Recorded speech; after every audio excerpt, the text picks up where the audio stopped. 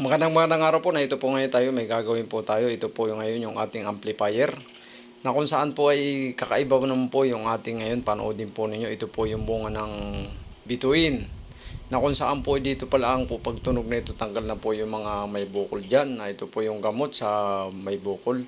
Yan po ilalagay natin ng speaker. Ito lang po, napakaganda po talaga ng tunog. Ito po yung bago po natin. Sa mga kaibigan po natin dyan na subaybay, ito po yung bago natin. Ito po yung speaker na kung saan ay sakto lang yung laki. Ang ganda po talaga ng tunog. Ito po yung bago po natin ngayon labas. At sa mga kaibigan po natin dyan, na ito po, bubuksan po natin ngayon yung speaker. Tatanggalin natin, ikakabit po natin dito sa bunga ng bituin. Ayan, kung sa probinsya po yung butong po. Ayan. At sa lahat na mga kaibigan po natin na ito po kasi ay parang foam yung loob na kung saan malambot yung bunga ng butong. At ngayon po ay lalagay po natin dito po sa bunga ng bituin. Dalawang klase po kasi yung pangalan nito. Ayan, tatanggalin natin ngayon muna itong speaker para ilagay natin dito ngayon sa, ayan, yung ating amplifier. Ilagay muna natin dito sa ibabaw. Ito, tatanggalin natin dito sa pagkakabit itong speaker. Ayan po, panood lang po at ito lang po, napakaganda po talaga yung tunog nito. Ayan. Ito po kasing ko ito para pong bunot. Ayan. Ngayon po ay ating tatanggalin yung nasa ibabaw. Yan, tatanggalin muna po natin na kung saan po ay diyan natin ilalagay ngayon sa may buto yung speaker po na talaga naman pong grabe. Ayan, ganito lang po. At sa mga kaibigan po natin dyan, ayan, at yung mga kaibigan po natin kinakapos sa base, dito lang po kayo. Lang po yung pagtatanggal. At sa lahat po ng mga kaibigan po natin dyan na kinakapos sa base, ito na po ang solusyon para po sa inyo. Ayan po, yun, ito po, pagtunog lang po nito, tanggal na po kung may mga bukol. Ito po yung buto po nito, ginagawa lang sa pinapapahid sa bukol. Ito po, pag natunog po ito, talagang hilom ang mga bukol natin sa ating katawan. Na ito po yung gamot na tinatawag na bituin. Ayan. Ngayon lang po, at sa lahat po ng mga kaibigan po natin na subaybay, salamat po. Ayan po yung kuwan niya, yung buto. Ayan, bilog. Ayan po yung atin pong sasaktuin yung pagkakalagay po natin na pagkakabutas. Ayan. Dapat po ipantay. Ayan. Ito na po. Medyo matigas lang po kasi yung bunga nito. Ayan. Natanggal na po natin. Ayan po ang itsura. Ayan ang itsura sa loob. Ngayon po ipapalakin medyo natin yung sa loob na ito po ipabunot. Ito po yung bunot ng bituin. Bituin po ika nga po nung iba. Bituin. Ayan.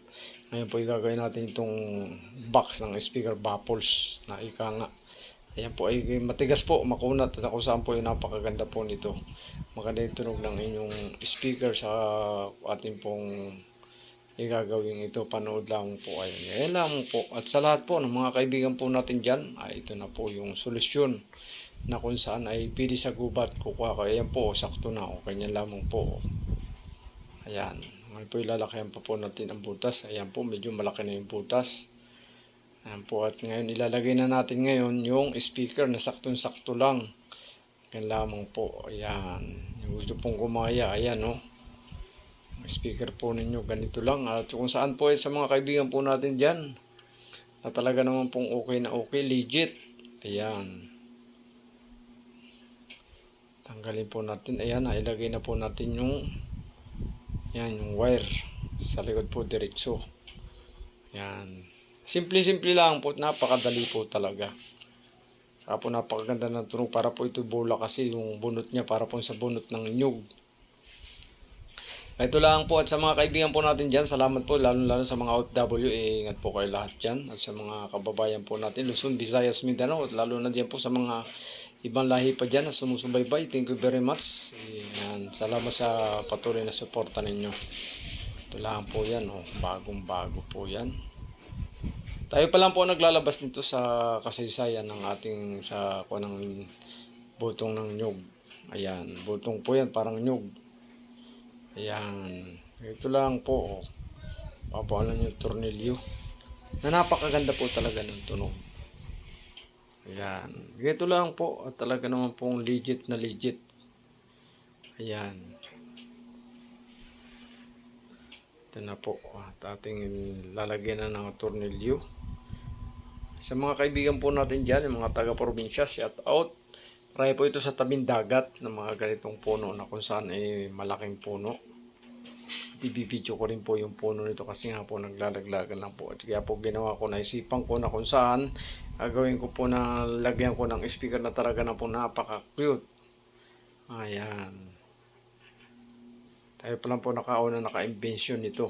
Ayan. At sa mga kaibigan po natin dyan na kinakapo sa base, ayan po yung bunga ng ating bituin. Ayan. May speaker na. Ayan. Ngayon susunod ay patutugtugin naman po natin. Na talaga namang legit. Ayan po. Ayan po yung ating mid bass. The big one. Ayan. Sa lahat po na gustong sumubok. Ayan. Ng Master The Big One natin. Shout out. Ito po, natapos na po ngayon yung ating ngayon sa botong na nilagyan natin ng speaker na napakaganda po nito. At sa mga kaibigan po natin, abangan po ninyo, patugtog naman natin. Ngayon po yung natapos na po natin na ikabit na. Napaka-quick po talaga nitong ating ito na bagong-bago. Na kung saan ay tayo pa lang po naglalabas nito, Luzon, Visayas, Mindanao. At sa lahat po, at sa mga kaibigan po natin dyan na ito po ay napakaganda po talaga kung pambahay at pandala-dala lang ay cute na cute po.